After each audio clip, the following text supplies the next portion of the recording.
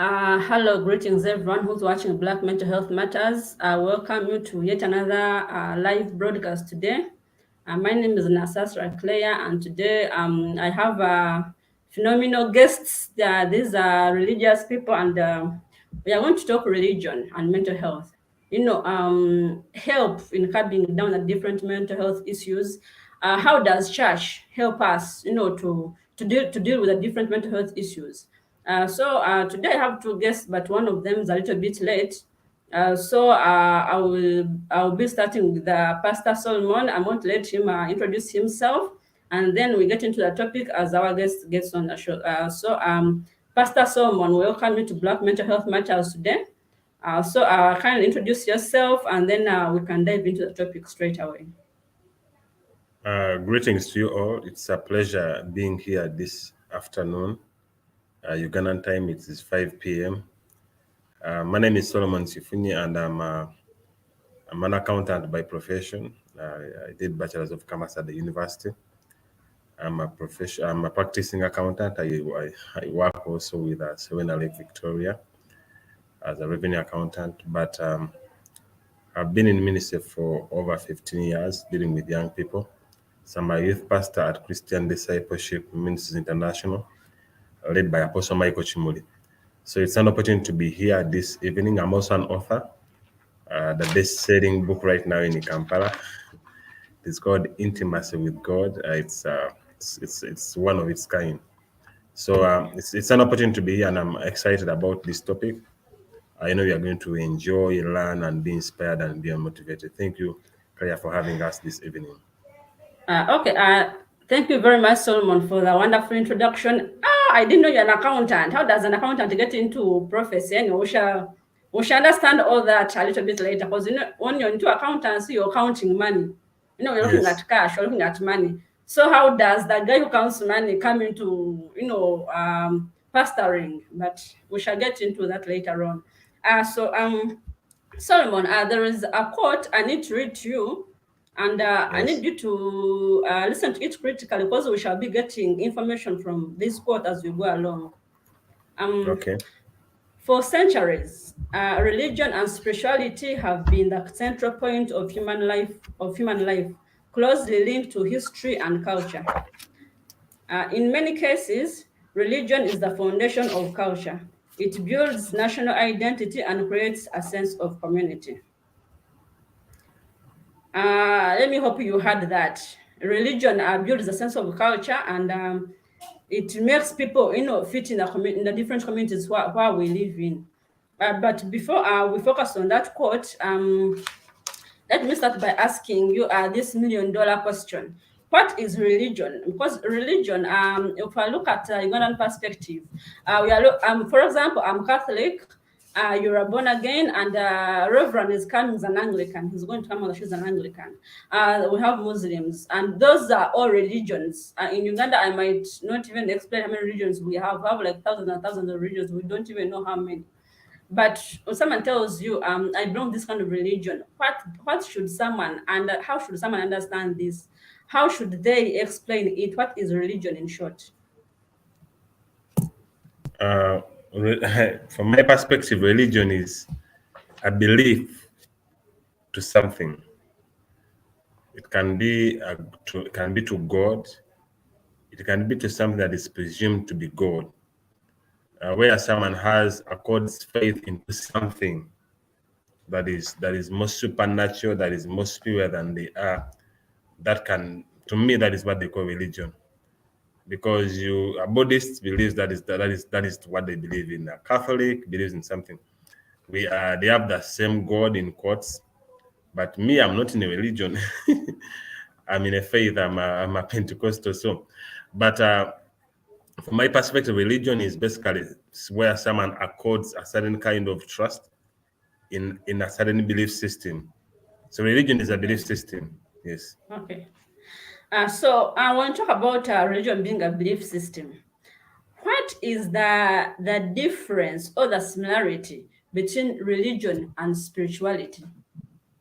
Because we I hear some people saying I'm spiritual, other person saying I'm religious. I mean, it's kind of confusing. How should a lay person differentiate between the two? Oh, How are the two related? Religion and spirituality. Like I've Yes. told you, religion is a belief in is a kind of belief in a certain system Okay. where you are taught this is how we do things. Okay. Being spiritual is where you it's I think it's a higher level of relationship with something that is beyond human understanding. When Okay. someone says he's a spiritualist or a spiritist, like I've had some information on social media of recent, Mm. they mean they are at a certain level in spiritual matters where they have gone in their trust in whatever they believe in. Okay. Yes. So we are looking at church and its role into mental health. What I may refer to as religion. Uh, so Mm. um, Sometimes there are people who get mental health disorders in our different societies, and like it is like maybe people these people still believe in the ATS, African Traditional Society, and whenever they get these mental health issues, they will say maybe they have been bewitched. This is witchcraft, or they are demonic. They are demonically possessed.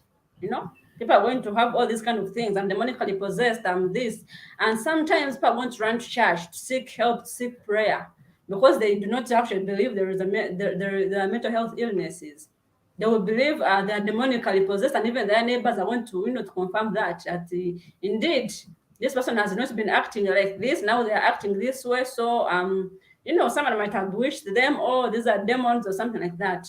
So when people come to church, in that sense, someone is sick, they come to church, are probably having mental illnesses, or maybe they are demonically possessed. You as a pastor, how do you differentiate between a demonically possessed person and a mentally ill person? How do you differentiate the two?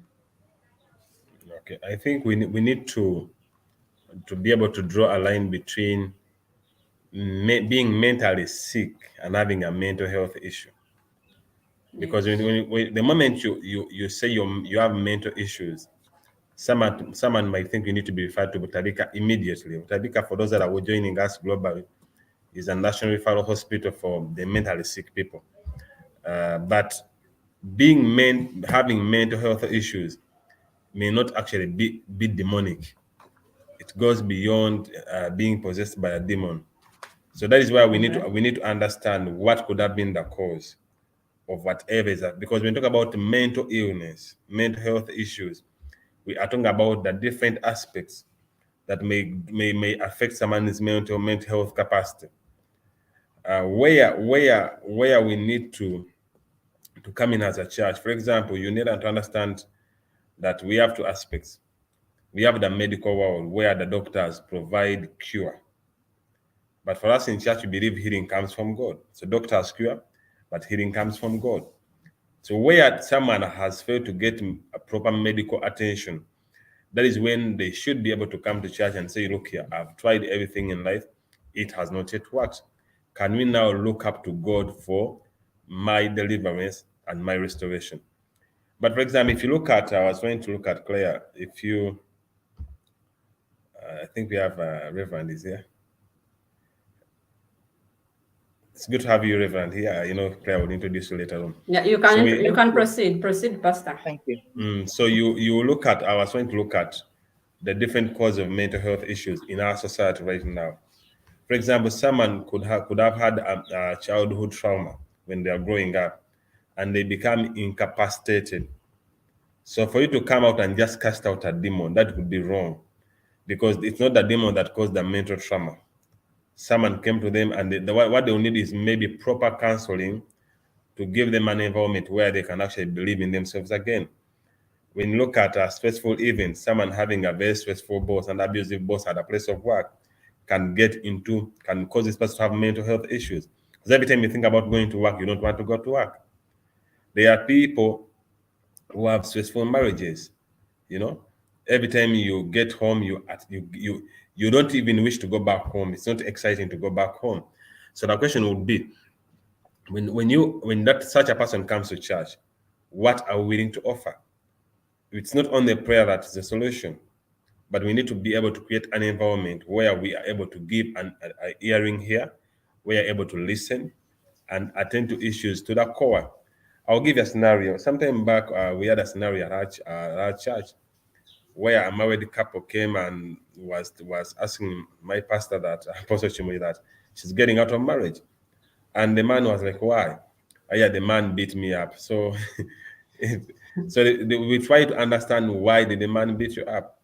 So they were brought into counseling, and the man was like, let her tell you what she did. She provoked the man and was telling the man, beat me up, until the man slapped her. So until you get to the core of issues, you may never be able to address them. So as a church, we must be able to understand the core or the foundation of these issues before we actually deal with them, either prayerfully or even in counseling sessions. Okay. Thank you so much. Reverend, you're very much welcome to Black Mental Health Matters, and we are very happy to have you here. So kindly introduce yourself, and then we proceed with the topic. Hello, everyone. My name is Reverend Richard Rukundo. I work with Church of Uganda in Namirembe. I work as a coordinator for youth and children's programs for the province. I also work as assistant director for education, or directorate of education. I am glad to be here, and I'm excited that you are discussing things that touch us as well, especially the church. I am glad because although my background is education, I have also a background in theology. Of recent, I enrolled for psychology, clinical counseling psychology. And I'm beginning to open my eyes to many realities that we as church don't do right. And so I'm glad that, Claire, you're able to invite me, but I'm also glad that this is happening, and open our eyes as faith leaders when we do things wrong and accept that we need help. And I'm glad that in this mental week, there is a lot of opportunity for us to talk about it. And the churches, I think the churches need to really talk about it, because the statistics that came out this week showing that Ugandans are mentally not well are an eye-opener. I think there are some of us who are pastors, or some of us who are members of the church, who also have mental issues. Maybe we need help. So while we are in church, I think we also need to appreciate that church is full of every character of people. And I think that's where we also need to go and start helping our members and also the bigger society to appreciate that mental health is not for those in Mutawika only. It is for all of us. Thank you. Thank you very much, Reverend, for that brilliant introduction. Reverend, you actually found me asking Solomon about witchcraft, demonic possessions, and mental health. Sometimes some of our members in the church, someone's going to come and they are stressed, they are depressed, they are they have anxiety, they have all these things. They are suffering, in short. And someone's going to come and they're going to lay down in church. They'll come, be running, and they will lay before your feet. And they're seeking you for your help, for your guidance. And maybe in such a situation, someone is battling some mental health issues, at that point. But you, because you are a reverend in a church, you will assume that whoever comes to church is coming, for deliverance. Maybe they have problems at home. Maybe it's poverty that has stricken them, or they are fighting, like Solomon actually earlier on said, or something like that. So you as a reverend, if I, Claire, came to Namirembe Cathedral for prayer, but then I have these disturbing thoughts in me, maybe are disturbing issues which are disturbing me mentally, and it's been going on for quite some time. So if I came over and I wanted you to to help me out, get out of this bracket, how would you be able to to differentiate that Claire is either demonically possessed or she's actually battling a mental health issue at that point? How would you be able to do that? Unmute. Can you unmute? Thank you, Claire. I was saying you've asked a very right question, a very appropriate question for church leaders, but I think you're asking a wrong person, because now for me, I have psychology in my background. Many of the priests and clergy and pastors don't have any psychology or even any counseling, professional counseling background. So they are only able to approach problems based on the pastoral approach, pastoral counseling, and pastoral access or biblical interpretation of what they believe. Either you're demon possessed, and indeed it's true because the Bible talks about demons and demon possessed people. And so, while I'm the right person that you're asking, but I'm also the wrong person, because for me now my eyes are a little bit open to the reality that someone comes to me, I can assess them with a disorder, I can assess with the psychosocial problem, I can assess what their challenge is. I'm able to analyze now and tell and say this person is not just demon possessed. They have a mental problem, or they have a disorder that may need treatment, that may need therapy as well. So I think in the church, one of the things I've been thinking about, and I'm working hard at it, is to see that we as pastors are also enlightened about the reality of what is and is not. Because the assumption that everybody who comes to us is having a demon or needs just prayer may not be true. We need to appreciate that sometimes we need to have people who are professionals. And I'm glad, because even as a church, we're beginning to employ counselors and beginning to employ people who are psychologists working with us. And even within the church, they're members of the church. So I think pastors must realize, number one, that they are not capable to analyze anything. If you don't understand the whole problem, you need to get a professional. So the first thing is, if I wasn't aware of what I'm thinking, before I just say you're demon possessed, I may want to ask someone else and say, is this person, do you want to check again? So that it's not just me assessing. There's also someone I know who is a counselor, who is a mental specialist, a psychiatrist, who can actually be able to also analyze. Because I think many of us want to finish the things by ourselves, which is not right. So I would want that the first thing is to say, have you checked with the other people as a pastor, even when you don't have a background in any of these mental assessments? But can you be able to ask someone, say, what's wrong with this person? Are they okay? Do they need prayer? Is it so that within our congregation we should be having those? But also importantly is for us to also appreciate that people have a history of what has been going on. If for example someone tells you, I have been to Butavika before, or I have had a problem with mental problem, I've been assessed before with this, you don't want to say now it was demonic.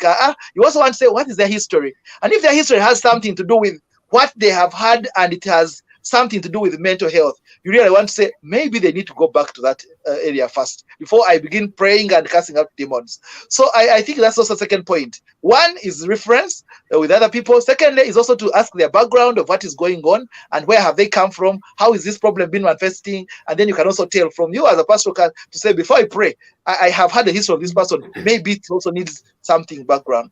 But also the last thing I would think about is to say that as spiritual leaders, we also must understand that people who come to us are not at their worst, but not at their best. So I think the hope that we need to give them is also very important.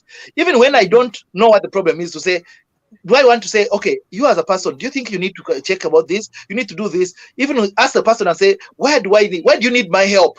Because sometimes the assumption we want to do is, I now know your problem. Now it is prayer. Let me pray. You also want to ask them, what do you think? Would you like to ask someone else?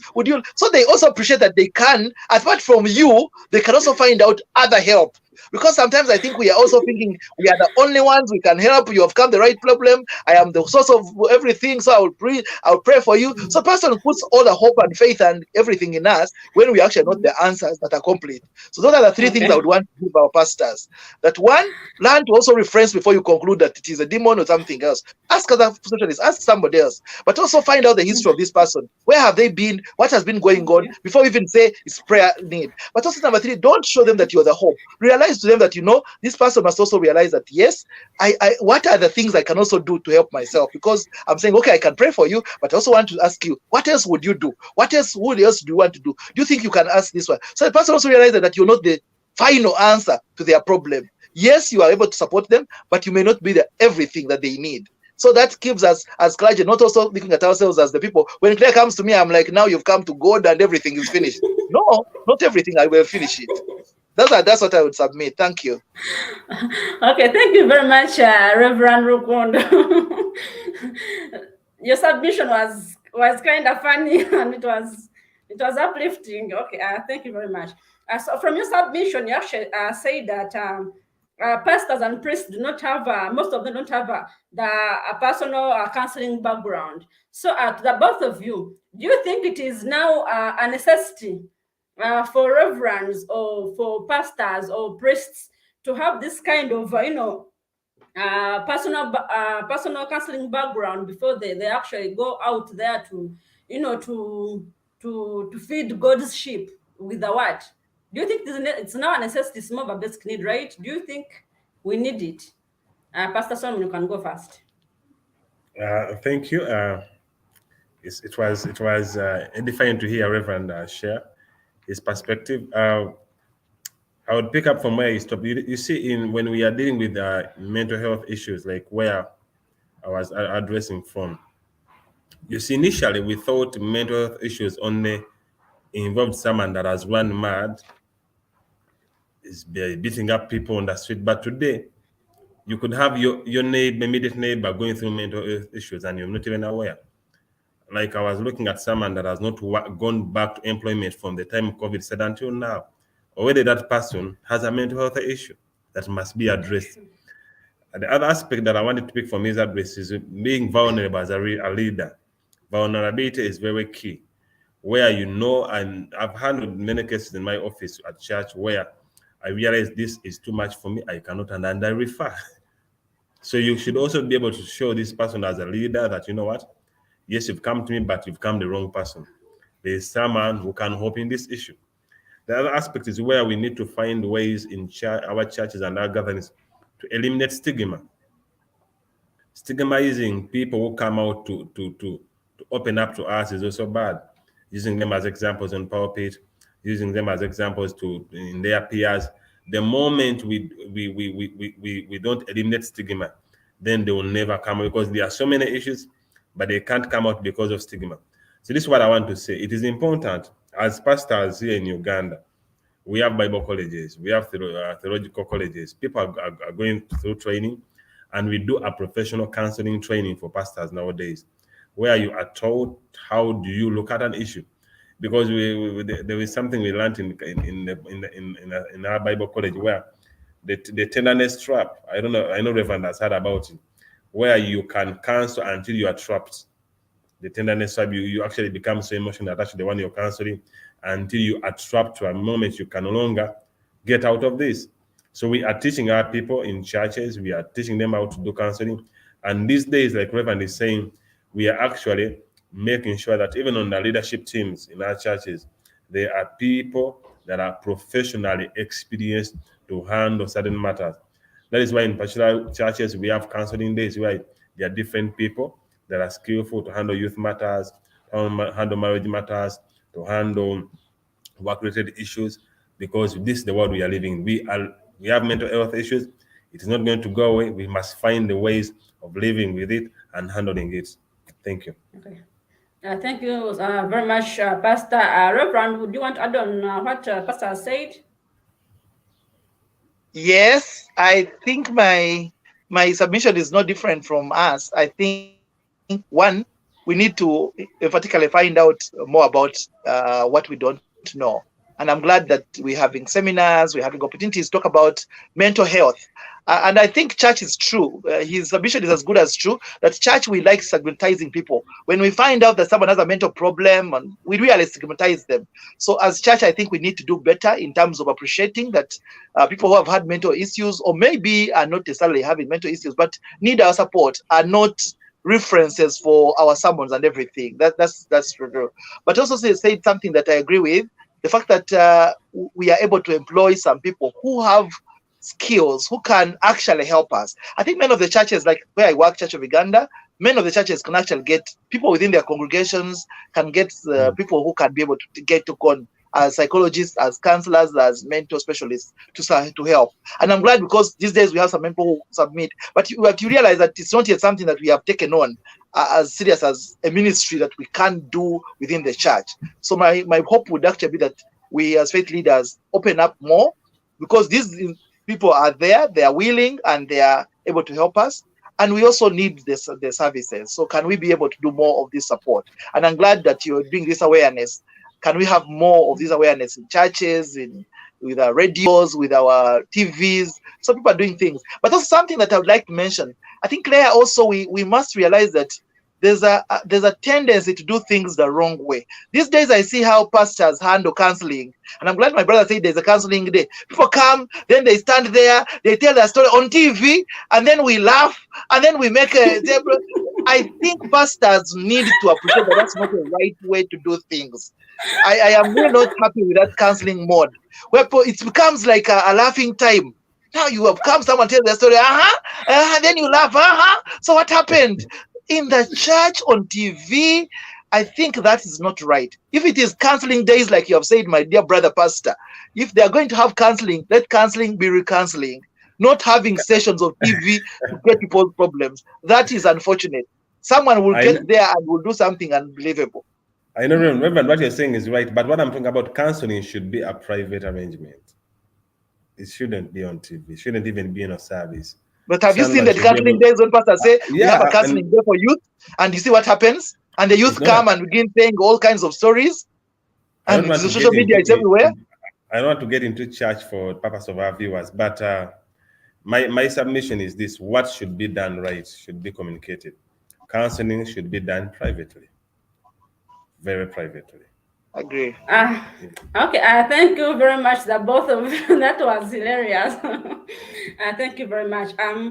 Now, moving forward, would like to thank our viewers who are watching us via Facebook, via LinkedIn, via YouTube and Twitter at Black Mental Health Matters at United States of Africa. We appreciate you and we do not take you for granted. Right on LinkedIn, we have a lovely lady who has been following us. She's been sending in comments. She actually has this to say.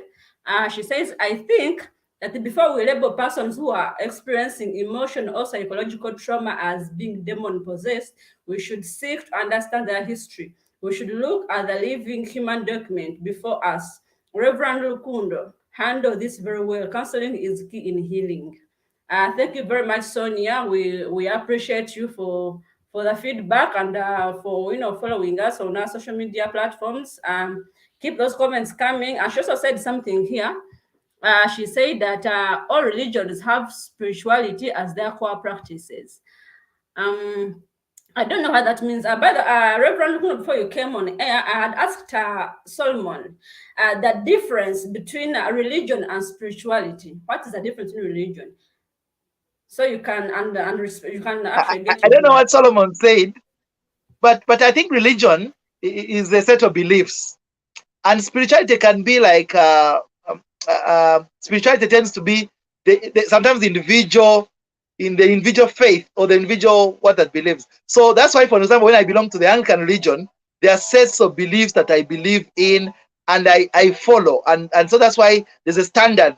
But sometimes spirituality doesn't have a standard. Anybody can wake up and say, I am a prophet, or I have powers. So I think spirituality tends to be on the extreme because it has no guidelines and it depends on the individual's faith and actions. But religion tends to have certain perimeters that we all are bound. So this one is an Anglican because of the way he dresses, the way he prays, the things they do, because there's a kind of guideline. But spirituality tends to be very extreme, or everybody has a spirituality of sorts. So while it is true that everybody can have a spiritual aspect, but what guides it, within which framework you work. So I think religion helps us to work within a framework that you are not just having a faith, you are practicing it within an approved, an agreed kind of setting. And that's what religion does. It gives us a perimeter where we operate our spirituality. Yes. Okay. Thank you very much. There is this thing that has been, pondering in my mind. Some of us have grown up from families, or call them backgrounds, where we have had a strict religious upbringing. For example, your parents are going to tell you, Claire, you have got to go to church every Sunday. Claire, you have got to pray the rosary. Claire, you have got, to be in these, church. I don't know. They are called church clubs. I don't know how they call them. You have to be in the Legion of Mary. You have to be in charismatic renewal. You have to be this kind of thing. You have to grow up as a religious person. We have seen Muslims raise their daughters. They are covering up. These girls grow up and they are covering up their bodies from head to toe. They are strict. I mean, at home, you cannot dress up like that. Even in public, you cannot dress anyhow. You have got to dress the way your dad has told you to dress, So what are some of the challenges that this strict religious upbringing has on our mental health as we grow up, because I will grow up admiring this other person, you know. I will grow up wanting to be like this other person, but at home they do not allow me to be that kind of person. So how does this one affect my mental health, and how can I be able to solve it? Thank you, Claire. I think that's a very good question about the different practices that we grow in or we are meant to do in our religion. One of the things that I'm learning as a psychologist now is that we are different. We are not the same. Our personalities, our characters, our everything is not the same. And yet, in this kind of religion setting, they assume that we are all having the same personality, same character, which is not true. So I think one of the differences that maybe that should be up is to say, despite your religious behavior, are you the same? Some people can meditate for a long time, others can pray for a long time, others can maybe sing and dance and jump. You may not be the same. So I think one of the things we must do is religion must not push us to do what we cannot do best. Because when those standards are put, I think the assumption is that you can pray the same way someone can pray, and yet we are not the same. We have different personalities, different characters. Yeah. So I think that is the limitation that I would find with that kind of our religious setting growing up, because they assume that we all have the same capacities, capabilities, yet we know that some people have not the same capabilities. So can we allow people to be who God made them to be? So they're not pushed to actually do things. If Claire doesn't want to pray the rosary the whole day, then let her be, because she can't be anyway. But there's someone who can actually do that, and for them that's possible. So I think that we need to allow the differences within our humanity, within our personal differences to actually, because people are not the same. And sometimes the assumption in religion is that we all can do things the same, but that's not true. And I think that's where the mental aspect comes in. I have been forced to do what I'm not. I have been forced to take on what I am not. And it ends up, I'm a talkative person, maybe an outgoing person, but I'm being told to spend the whole day quiet. Now that for me is mentally torturing. Now you know that all of us, some of us are outgoing, some of us are intrinsic. So we are different. So I think that that's where we need to let the extremes not be. Allow people to be, and let the religious faith not push us into kind of personality that we don't belong to. I think that's why I would comment. That would be my comment. I don't know what my brother thinks. Thank you very much. Solomon, you can go ahead and answer that same question. My submission will not differ from what Reverend Richard has just shared. But my understanding is this: where your destiny lies in your passion. What you're passionate about is where your destiny is. And number two, every time knowledge increases, passion increases. So we should be able to educate our people why we do certain things, why do we do them the same way. So that as this knowledge keeps on increasing in them, their level of responsibility towards whatever we are teaching them or asking them to do will be automatic. That's what I can say. Okay, thank you very much, the both of you. What I picked from Reverend, he said that we should allow our differences to emerge. We shouldn't, parents out there, do not keep us, cocooned in that corner why you think we should lie. You should let Claire go and enjoy life. She can put on her jeans, but she'll still remain your daughter. When she comes back home, she'll refer to you as mommy. So you don't have to worry about my jeans and my short skirts. That is it. That's life. And then Rukundo, you say, Pastor Solomon, you say that every time knowledge increases, passion increases, which is true. Even in class, this one applies in class. When in class studying and this subject hits you so well in your mind, you always love that teacher to come to class. But whenever this chemistry teacher who bores you comes, you'll be dozing off all the time, So yeah, so that's true. So my next question, I want to ask you this. It's kind of, I don't know if it is hard or easy, but I know you have the answers. What is the relationship between religion, spirituality, and mental health? What is the relationship between the three? Reverend, you can go first. Yes, thank you, Claire. That's a good question. The relationship between religion, spirituality, and mental health. I think right now the truth about it is that religion has transformed a lot more into spirituality. And these spiritual issues are becoming serious. Because if we were only having religion, I don't know, because for us, I belong maybe to the traditional religion, I would think that right now it is not a big issue to have a religious faith you belong to. But when your spirituality is not guided and you end up in actions that are sometimes extreme, you may end up with certain disorders or certain mental disability. For example, I've known that people have been told to fast for 40 days. I have met young people, and after fasting 40 days, this guy is not the same. He has this.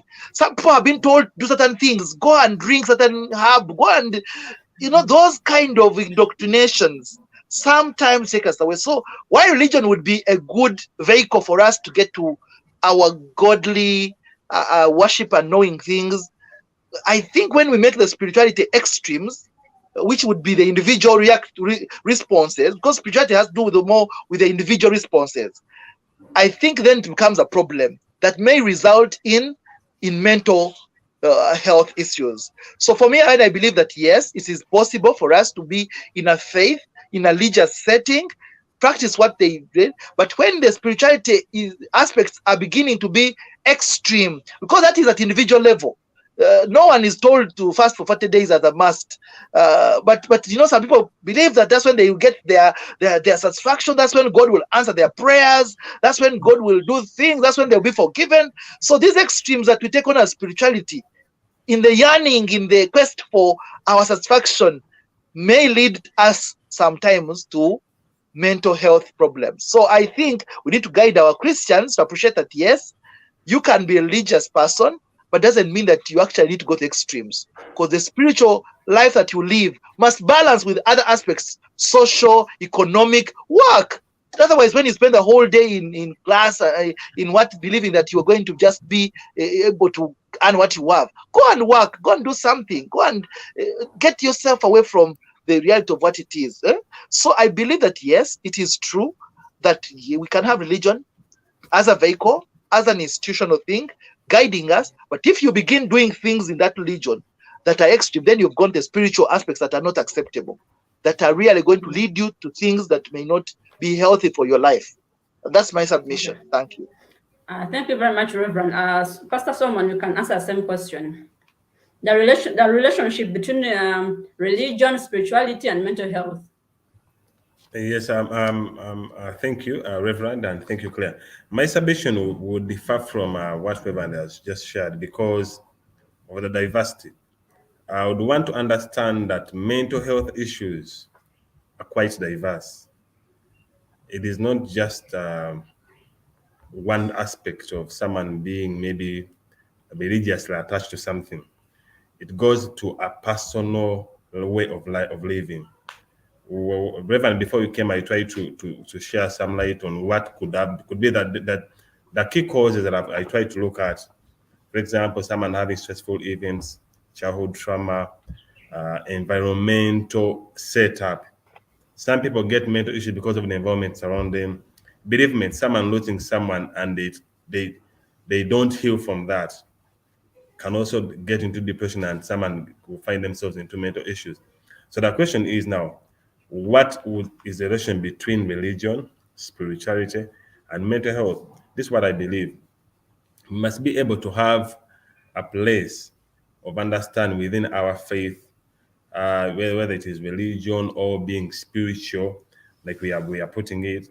We should be able to understand that these are issues we are living with on a daily basis, and they should be addressed.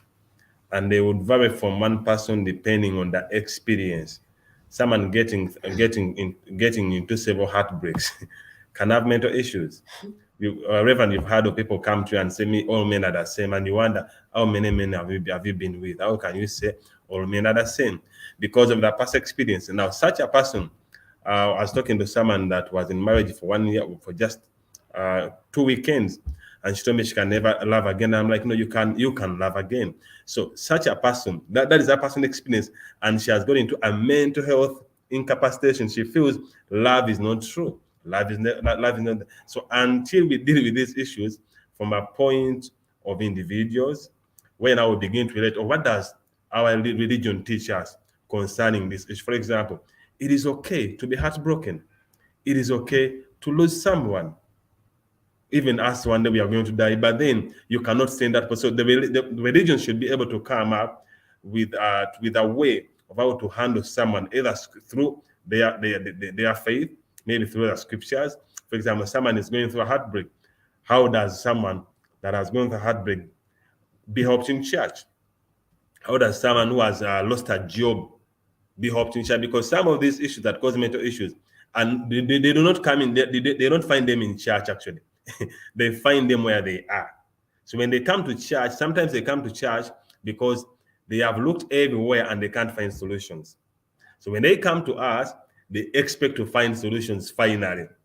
So how do we assist them as church to find solutions that they couldn't find anywhere else? That is where I feel we should be able to handle these issues individually. I was looking at something within my notes here that I looked at. Social isolation. There are people who are isolated, even in their own homes. There are families who never face each other on a daily basis. I was in New York in 2019, and I was surprised. Where I was staying, the husband and wife meet one day in a week. The only day they meet, one is coming in, one is going out. Not such a family, you can be isolated in your own home. So if someone came to church and they tell you, I don't know why I'm lonely. I'll give an interesting scenario while at McLean University doing my course. There was this girl, she had spent one particular month without receiving a hug. And within her, she felt she was rejected. Think about it. In the mind, she comes to fellowship, no hug. Her friends do not hug her. No one gives a hug. And in her culture, she was a Mchiga. She knows, but Chigas give hugs, whether they know you or not. So imagine someone spending a full month without a hug. She felt she was rejected. Until one day she came for fellowship, and in church, she felt she must be hugged automatically, and she wasn't getting any. Until she had to open up to somebody, you know what, I think something's wrong with me. Why am I rejected? Just a hug. So people have personal issues, but when they come to church, we as a church, we must offer solutions. We must be ready to, either through talking to them, either using scriptures, or actually identifying with examples with whatever they're going through. Thank you. I wanted to say something about my pastor, Solomon. I think Solomon wants to relate with Bugembe's assumption that the church is the hospital for the sick. So everybody who comes to church has sickness of sorts. While I want to agree with that, but I also don't disagree that not everybody who comes to church is really sick, so they have come with their problems. And I think that's the assumption sometimes we have as pastors, that when people come to us, they're already mentally disturbed, so we need to deliver them somehow. And that may cause us also to look at them in a different way. Me, I was thinking about we within our church, when people have come, how do we even help them when they are neither mental or mental issues? Because yes, true, those are social problems, those are political problems, they are psychological problems, there are lots of issues that people go through. But the question that Claire, if I understood Claire's question, was saying the relationship between religion, spirituality, and mental health. And I'm saying, look, the institution of religious where we belong, and even for me, I have that is for some of that, for me, that I have a problem with that. That when we look at people, we look at them in terms of they have come with problems. They are already mental cases who we need to help. And when you look at everybody in your church as a mental problem somehow, then you begin looking for ways of how to deliver them by giving them all kinds of options which are not helpful. I don't think I want to have that view myself. I want to think that when we come to church, yes, some people are not well, but we also have people who are well. But also how we treat everybody. And I think churches really must become places which give more than just mental health, to appreciate that some people are fine, some people are not fine, because our centers are not all, but because they go through different things, but to point them to the kind of life that each of them has a gift, each of them has a blessing, each of them has something that God has given for them. And for me, that's my view of what I present people. But I also know that there are people who see them as clients who have come with problems. So you look at them you have received clients in this church and you want to look for how to help them with their divorce. That's why many of your pastors preach sermons that are problematic all the time, but the word of God is not just full about problems. No, me, I preach the word of God. So you find your level. I don't have to say you've come and I know you already had broken. I know you're already having debt. I know you're coming. No, that's not me. Find your level. Thank you. I think Reverend, I want to help our viewers this evening. The issue is not about pastors. The issue is how do we help our people that have come to church? Because when we look at religion and spirituality vis-a-vis mental health, we are trying to see if someone came with a mental health issue to maybe a Protestant church, to maybe a Catholic church, to maybe a Muslim background, to maybe the Mama Finas of these days. Is there a relationship? How can church provide solutions to such people? Because we will understand that like there are different there are recent statistics that there are more people that are depressed living amongst us than before. Especially someone, just imagine I met a Haji sometime back, even the President Nation did sometime on his address, where Hajis were complaining that, I want to visit my second wife. Someone has a man, they have spent almost 2 years without seeing. Now, such a person, they will easily find themselves in a place where they can't help themselves. They need someone to talk to, but they can't find solutions. So if they find someone who can offer them solutions in church, well and good. Because it's not only church that is causing these mental issues. Some of these people come with them. There are those who are okay, but even if you find many rotten things around a good one, they'll find themselves rotten as well. So there's beauty in diversity.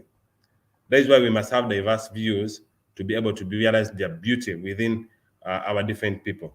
For example, I've been in church all my life and I've seen so many things, but doesn't mean they are not good and bad things in church. They are good things to embrace, they are bad things to live. But the issue is here that we need to address. When someone came, is there a relationship between spiritual matters with mental health? If the religion is there, for example, I was an Anglican before I became a Pentecostal. I was in church.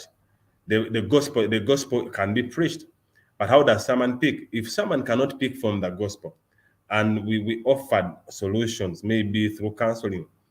My mother is MKB in church, so if she came to the office of a reverend, can she get the answers she needs? That is what I understand from this question. If she came to my church, because we are not looking at a whole person, we're looking at someone that has mental issues. Right? If this person has a mental issue, they have come to church. Is there a solution that can be offered from this church, or church doesn't care anymore about these people? I think I don't know whether I understood the question right, but that is what I picked, that we should be able to offer solutions to the people that come, or that church should be aware, fully aware in quotes, that actually these issues exist and they should be addressed. Whether they are foundational, whether they are spiritual, whether they have been self-created, but they exist. So as church or as religious people, we should be ready to open our offices. We should be able to give our ears to listen to such people, and we should be able to offer solutions beyond just our offices. Where we need to refer them, we can refer them. Where we need to actually walk a journey with someone, you can walk a journey with someone for 2 years, 4 years, 5 years, until they are safe to be given over to other people. Where you feel you are not able to help, you refer someone.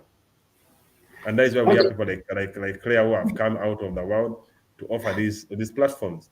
So we are able to actually be able to give people that, what, I think you can talk to Claire. She's having so many other people that have similar experiences that can be able to give you a way of escape. Thank you. Thank you very much, Pastor Solomon, for that. You talked about heartbreaks. Some time back, I hosted someone here on the show who had 8 heartbreaks. And these 8 heartbreaks, they did not include this people who said, I will see later, or let me first, ask my mom. Or, no, these are people who had actually agreed, and when they had done the child, but after the child, this person breaks up with him. And some others had gone as far as introduction, and this person breaks up with him. And those ones for child introduction counted to 8 people, 8 women. But this person tells his story every day with fun. Today he's married. He has about 4 children, I think. Yeah, today he's married. He has about 4 children, and he's a very happy man.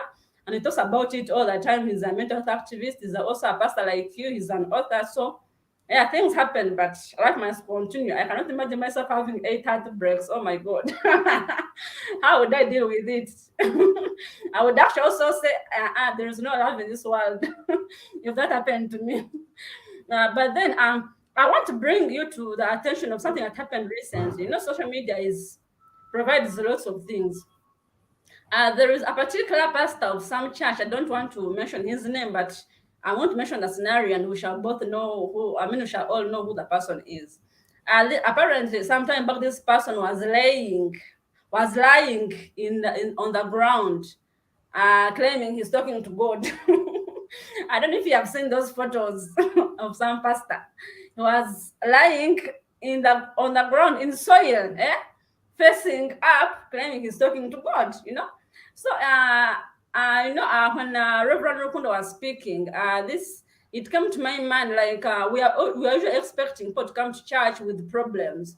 We do not expect people to come to church to thank the Lord for what He has done for them. So we are always, our hands are always open. Your hands, you as pastors, as reverends, your hands are always open to receive people with problems, so you can, offer them comfort, offer them guidance, offer them calmness.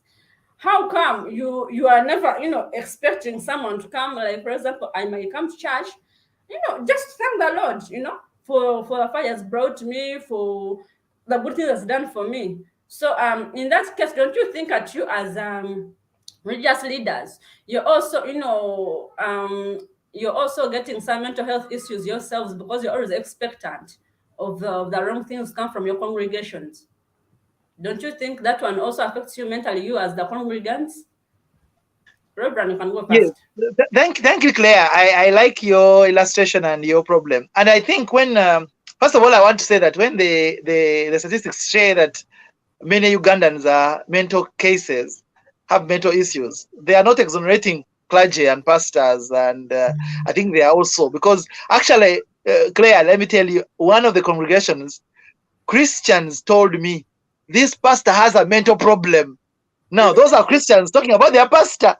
They told me, Reverend, I think this pastor, he can't hear. He's always rude. He's always doing this. Now, those are Christians telling me about their pastor, whom they had assessed. And for them, they thought he has a mental problem, because there's a way he's supposed to behave, and he does not behave like that. But also, you've mentioned something very correct. I was hearing my brother Solomon talking about the fact that people come and we need to help them, which is true. But for me, my picture of the church is not a hospital as such, because a hospital, you come when you're sick and you need medical care.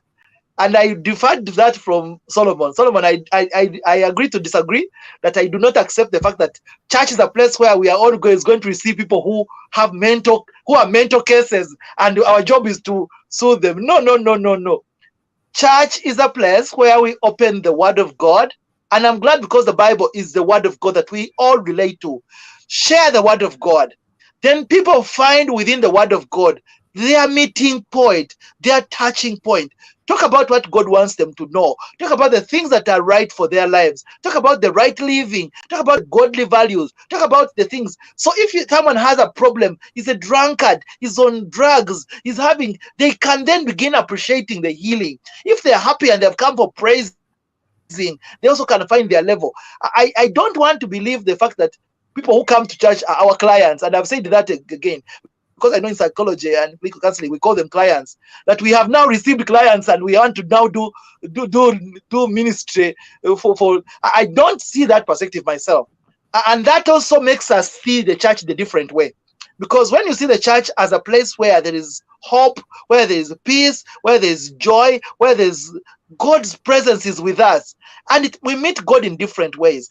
Unless someone comes and tells me, Claire, that I have a problem, I'm feeling a mental challenge. Unless someone comes and says I'm not well. Unless someone has expressed a need for me to intervene or counsel, I wouldn't want to start categorizing them as mental cases. And so that's why I'm very hesitant to say church is full of. I want to share the word of God. I want to preach. If Claire is happy that day, fine. If someone is glad that way, fine. The word of God will meet them at their point of need. So for me, that's already my mindset, which is different from the mindset of a pastor who would say, you have all come with problems, and I want to now deliver you from your sins and from your... I really don't want to see that perspective. But also, importantly, is that at individual level as pastors, we also need to also be helped, have counselors for ourselves. So before you go out to give counsel to others, are you yourself counseled? Are you yourself okay? Do you feel fine? So, and sometimes when I see those pastors who lie down, I'm like, have they themselves gotten counseling? Have they gotten help themselves before they got to help others? Because Solomon believes that we have to help. We are helping. We are the ones who listen in our offices. But who helps us? So the question would be, who helps us? Solomon, me and you. We also need to make sure that we get helped. So that we don't just look there that we are always helping others and we don't have helpers ourselves. And so I would say, pastors ourselves, we need to have counselors. We need to have people who are close to us, personal fellowship friends that we can open up, that we can talk to, we can pray with, and they understand our challenges. We are human. We have challenges. So that before we can get out there and lie down and look like we are dying, we also have actually talked to people about our own problems. And that's my take. So I think I would like Solomon to agree with me, to disagree, that for me, church is not the hospital where we are coming to do healing for everybody. Church is the presence of God, and God meets everyone at their point of need differently. My joy is to talk about God and what his God does for them. Then they can meet with God at their point of need. Not start diagnosing everybody who has come to church with a problem. No, that's not me. Thank you. Pastor Solomon, kindly. Yeah, thank you so much. This I think we need. I've enjoyed this session very well because why I would not want to address a particular pastor or a particular event because there are so many things that have happened even in other faith where you feel addressing them individually may not help the viewer this evening.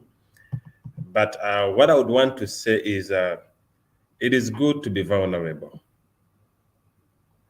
John Maxwell talks about that leaders must be seen vulnerable. You must be seen to be human. You must break down when you need to break down. At one moment, the shortest verse in the Bible says Jesus wept.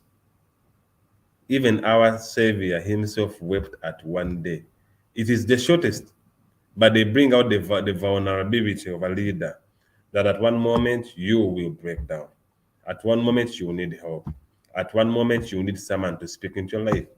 So it is important that even now and then, however much you grow, at whatever level we are at, you always need someone that who can speak to your life, that you can listen to, that you can open to. You'd rather drive 10,000 kilometers to find someone to talk to than to stay and die in your own movie. I tell people that you cannot be the actor, you cannot be the producer, that script everything of your own life. Allow some people to play a part in your life. Me, my pastor is Apostle Michael Chimoli. He's my spiritual father, my friend. So whenever I have something that is burden, I can even drive to his home late in the night, even very early in the morning, and tell him I'm here. I need help. So we should always be vulnerable. We should be ready to also be spoken to as leaders, because if we don't show that vulnerability as leaders, people might think we aspire humans, but we are not. The day you break down, they would be disappointed. People must see you cry. People must see you saying, you know what, I've been going through this, but I need help. Ways are better people, especially in the Western world, they are better. At least someone can come and tell you, you know what, all this time I've been living a lie, but I want healing. So healing must be provided. We must open up for healing. It must be open up for counseling, even as leaders. So we cannot exonerate ourselves as leaders that we aspire humans, in quotes, that we don't need anyone to talk to. No, we are vulnerable, we are humans, and we need another person to talk to us, to address our issues. And that is why the way you deal with a reverend or a pastor may not be the way same way you deal with a sheep.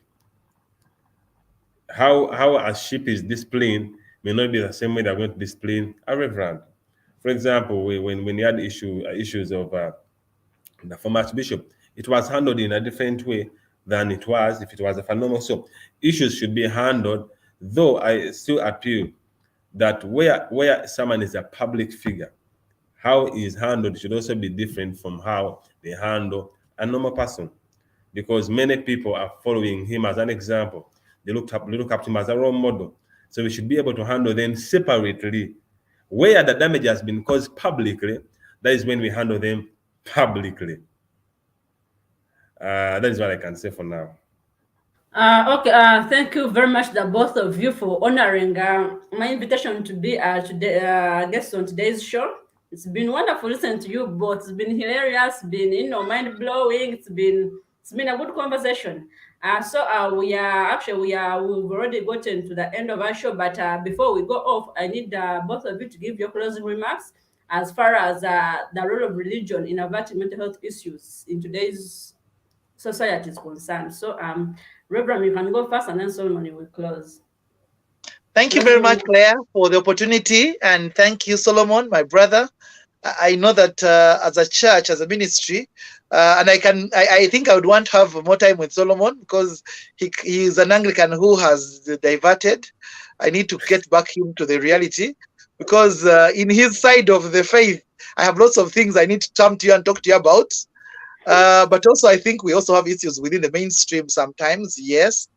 Yeah, but my call to you, my brother Solomon, and our faith, and all of us who are faith leaders, is to be more deliberate on helping people who come to us with need for help. I think right now we've made it a business of sorts. Sometimes it's for me, that's how it looks. That even when someone comes to us with a mental problem, I wonder whether we would help them by referral or by giving them the right appropriate help. Or we would want to say, now you are my client, I want to see how I can do as much as delivery as I can. And I think for me, that's a very big shame on us, our religious leaders, that many times our ministries are not seen to help people who need our help appropriately, but they are seen as clients who have come and we want to take advantage. And I think there are many churches who really need to come back to their senses to appreciate that mental health is a reality. And when people come to our churches, they need real professional help.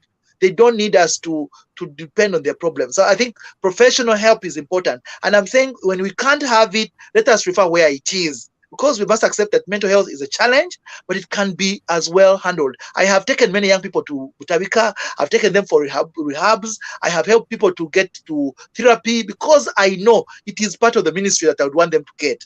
But I wonder how many of our pastors, and within my church as well, how many of our pastors can say confidently that I've taken someone to Butavika, I've helped someone to go to rehab, I've helped someone to go to therapy because I believe it is helpful. Many of us believe that we can solve them, finish them on our own. I think faith leaders and religion must appreciate that we are not our all in all. There's something we call religiosity and spiritualism, which has taken over, that everybody must be spiritual, everybody must be religious, and that deprives us of the fact that we need to stand to reality that when people are not well, they need help.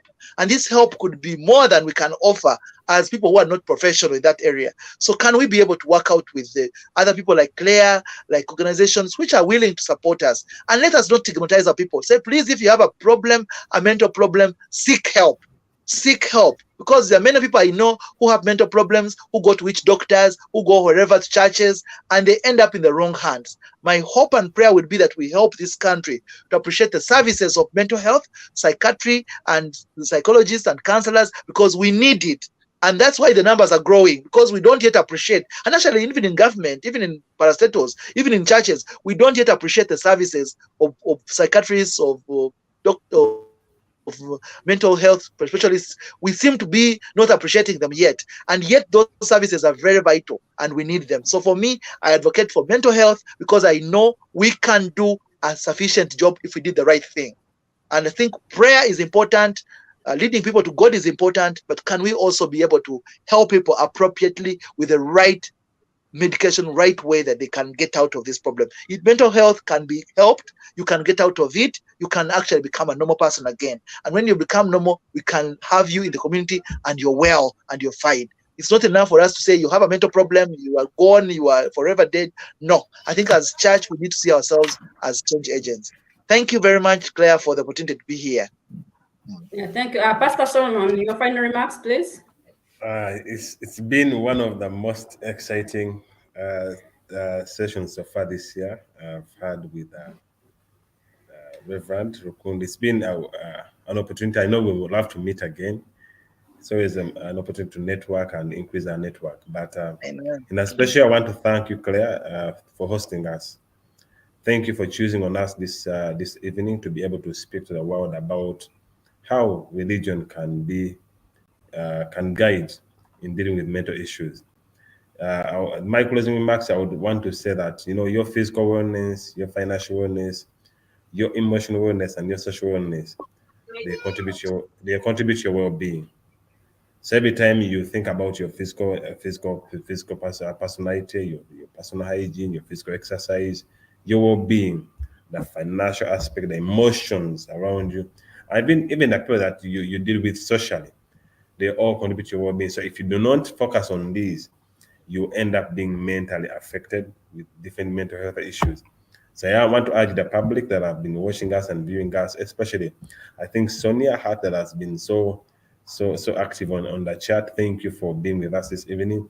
So until we meet again, may the Lord bless you. But remember, you too can be vulnerable. So you too can offer hope, or you can seek for hope where necessary. No one is an island. Every one of us, we need each other. Thank you so much.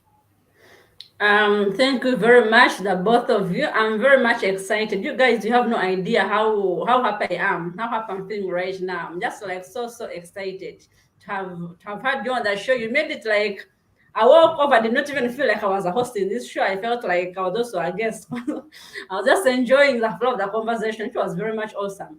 And I guess everyone has been watching us from a different social media platforms, has learned something from this. Because people have always had questions about religion. How does religion help us? How do we, how do we benefit from being religious people? How do we benefit from going to church? What do you benefit, for example, from being a Catholic? What do you benefit from being a Pentecostal? Or what does a Reverend benefit from being an Anglican?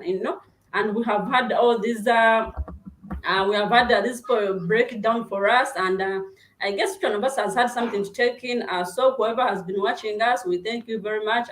Sonia, thank you for keeping the conversation going on LinkedIn. Rita, also thank you for popping in your messages. We thank you very much. To whoever else has been watching us, for us, all of us here are in Uganda.